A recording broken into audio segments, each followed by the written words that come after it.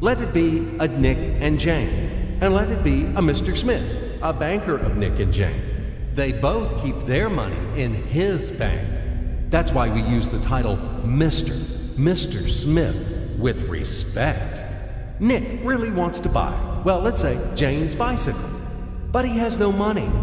More precisely, he has money, but not enough, only $10, while Jane wants $100 for her precious bicycle.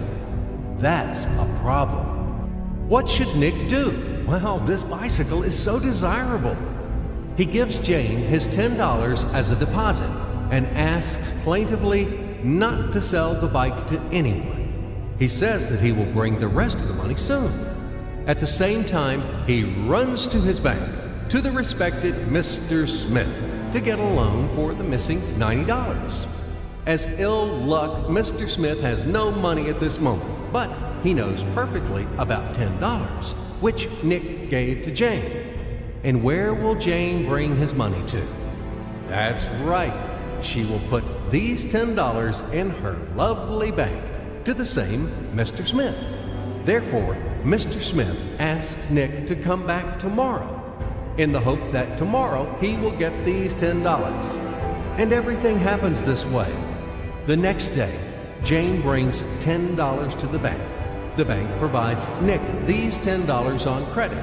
Nick immediately gives them to Jane. She again puts them in a bank. The bank again provides Nick these $10 on credit, etc. As long as Nick the fool will gather enough money for the bicycle. Don't you get confused yet?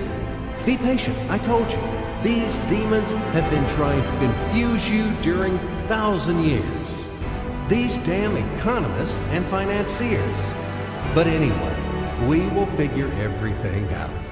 So what do we have in the end? Nick finally got the bike from Jane. Wow!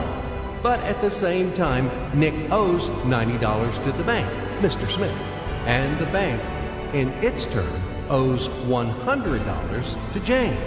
In other words, those $10, which existed initially, have magically turned into $200, $190 of debts plus real $10.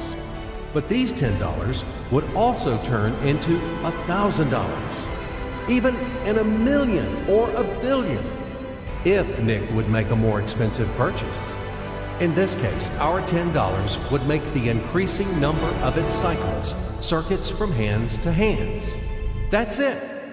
So, what happens in today's world? SOS! It appears that banks also make money out of thin air and multiply them. Not only Fed can produce money, but banks either. In short, everybody can do this, except you and me. We are not in the business at this celebration of life.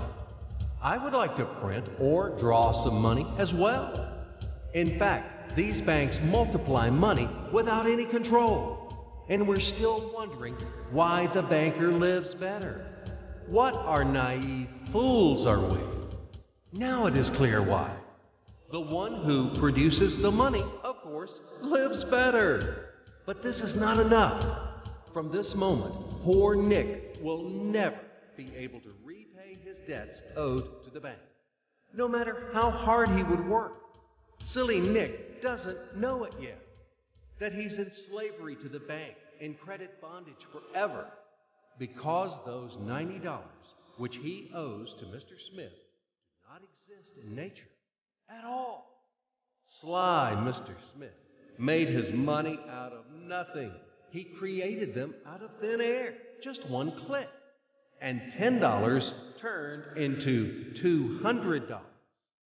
Yes, but you can object